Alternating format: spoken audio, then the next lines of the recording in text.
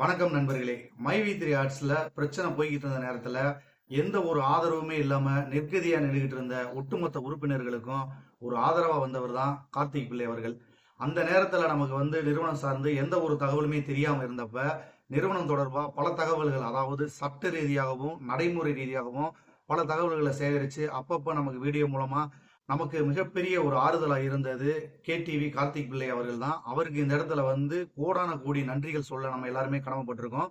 நிறுவனம் சார்ந்த பல தகவல்களை அவர் சொல்ல ஆரம்பிச்சதுக்கு அப்புறமா பாத்தீங்கன்னா நேர்மறையாகவும் எதிர்மறையாகவும் பல விமர்சனங்கள் அவர் மேல முன்னெடுத்து வைக்கப்பட்டுச்சு. அதை எல்லாத்தையுமே பொருட்படுத்தாம மக்களுக்கு தேவையான தகவல்களை நம்ம நேரடியா சொல்லணும். அதுலயும் குறிப்பா சட்ட ரீதியான பல தகவல்களை வெளிப்படையா அவங்களுக்கு புரியும்படியா சொல்லணும் அப்படிங்கிற ஒரு நோக்கத்துல பல தகவல்களை நமக்கு தொடர்ந்து சொல்லிட்டு இருந்தாரு. ஏன்னா அந்த நேரத்துல நம்ம கிட்ட இருந்த மிகப்பெரிய ஒரு பலகீனம் அப்படின்னு பாத்தீங்கன்னா சட்ட ரீதியான பல தகவல் நமக்கு தெரியாம இருந்ததுதான்.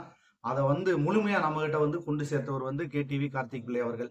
நம்ம நிறுவனத்துக்கு எதிராக பல பேர் பல தவறான கருத்துக்களை முன்னெடுத்து வச்சு அதுதான் உண்மை அப்படின்னு சொல்லி நம்ப வைக்க முயற்சி பண்ணாங்க.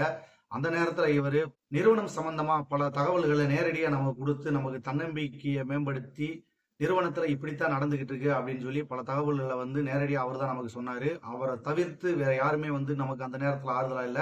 இவர் அளவுக்கு நமக்கு தெளிவா சொல்லியிருப்பாங்களா அப்படின்னா யாருமே இல்ல. அந்த நேரத்துல இவரை தவிர்த்து மற்ற யாருமே எந்த ஒரு மீடியாவுமே நமக்கு ஆதரவாகவும் ஆறுதலாகவும் பேசுறதுக்கு முன் வரலங்கிறத மட்டும் எல்லா மக்களும் தெளிவா புரிஞ்சுக்கணும். கார்த்திக் பிள்ளை அவர்கள் பல எதிர்ப்புகளுக்கு நடுவுல நமக்காக நடுநிலை மாறாம நேர்மையா நின்றதுக்கு மறுபடியும் நம்ம பல 100 கோடி நன்றிகளை சொல்லிக்கிறோம். காலத்துல இருந்தே கேடிவியினுடைய ஃபாலோவரா நான் இருந்துகிட்டு இருக்கேன். அவர் சொல்ற பல தகவல்கள் கரெக்டா இருக்கும். அதுலயும் கள்ளக்குறிச்சி வழக்கெல்லாம் நான் ரொம்ப உன்னிப்பா கவனிச்ச ஒரு வழக்கு.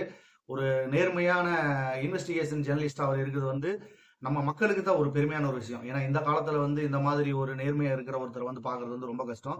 அந்த மாதிரி அவர் அந்த ஒரு வழக்குல அவர் சிறப்பா செயல்பட்டாரு அப்படிங்கிற ஒரு தகவல் எனக்கு தெரியும். அவர் மை3 தொடர்பான தகவல்களை நான் முன்னெடுத்து சொல்ல போறேன் அப்படின்னு சொல்லி உள்ள வந்தப்ப எனக்குமே முழு நம்பிக்கை இருந்துச்சு. இவர் உள்ள வந்திருக்காருன்னா நிச்சயமா இந்த நிறுவனத்து மேல எந்த ஒரு தவறு இருக்காது அப்படிங்கிறத முழுமையா நிரூபிப்பாரு அப்படின்னு நினைச்சேன். அதே மாதிரியே எந்த நோக்கத்துக்காக அவர் வந்தாரோ அந்த நோக்கத்தை கரெக்டா நிறைவேற்றி கொடுத்துட்டாரு. இறுதியா அவர் எம்டி பெயில வந்துட்டாரு அப்படிங்கிறத சொன்னதுமே அவர் தான் ஃபர்ஸ்ட் வெளியில சொன்னவர்.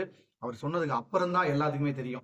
ஆரம்பத்துல மட்டும் இல்ல, அந்த கடைசி நிகழ்வுல கூட நீங்க எங்க கூடயே பயணம் செஞ்சிருக்கீங்க அப்படிங்கிறப்ப எங்களுக்கு ரொம்ப மகிழ்ச்சியா இருக்கு. இன்னும் பல தகவல்களை உங்ககிட்ட நாங்க எதிர்பார்க்கிறோம். இதே நேர்மையோட பல வழக்குகளின் தகவல்களை எங்ககிட்ட கொண்டு சேர்க்கணும் அப்படின்னு சொல்லி மை3 ஆர்ட்ஸ் உறுப்பினர்கள் சார்பா இந்த இடத்துல நான் கேட்டுக்கிறேன். இனிவரும் காலங்களிலும் தொடர்ந்து உங்க சேனலோட நாங்க பயணிப்போம். ஏன்னா எல்லாருமே நாங்க உங்களுடைய ஃபாலோவரா இருக்கோம். இன்னும் பல தகவல்கள் உங்கள்கிட்ட எதிர்பார்க்கிறோம். இதே மாதிரி தொடர்ந்து எங்களுக்கு தகவல் கொடுத்துக்கிட்டே இருங்க. மை3 ஆர்ட்ஸை பொறுத்தவரையில எம்டி வெளியில வந்துட்டாரு. இன்னும் எந்த ஒரு தகவலுமே வெளியில வராம இருக்கு. என்ன பண்ணிக்கிட்டு இருக்காங்க நிறுவனத்துல, எம்டி ஏன் பேச மாட்டேங்கிறாரு அப்படின்னு சொல்லி ஒவ்வொருத்தரும் ஒவ்வொரு விதமா கேள்வி கேட்டுட்டு இருக்காங்க. நீங்க இப்போதைக்கு பொறுமையா இருக்கிறது மட்டும்தான் ஒரே வழி. இப்போ அவர் இடத்துல இருந்து நீங்க யோசிச்சு பாருங்க. இந்த மாதிரி ஒரு சூழ்நிலையில நீங்க இருந்துட்டு வெளியில வந்தீங்கன்னா உங்களுக்கு எவ்வளவு பிரச்சனைகள் இருக்கும் அப்படிங்கிறத யோசிச்சு பாருங்க. சட்ட ரீதியான பல பிரச்சனைகளை நம்ம எதிர்கொள்ள வேண்டியது இருக்கு. அது தொடர்பா விளக்கமான ஒரு வீடியோ அடுத்து நான் போடுறேன். அதில் நீங்க பார்த்து தெரிஞ்சுக்கோங்க. சார் நண்பர்களே, மீண்டும் இது மாதிரியான ஒரு பயனுள்ள ஒரு தகவலோட நான் உங்களை சந்திக்கிறேன். மெய்ப்பொருள் காண்பதறிவு. வாழ்க வளமுடன்.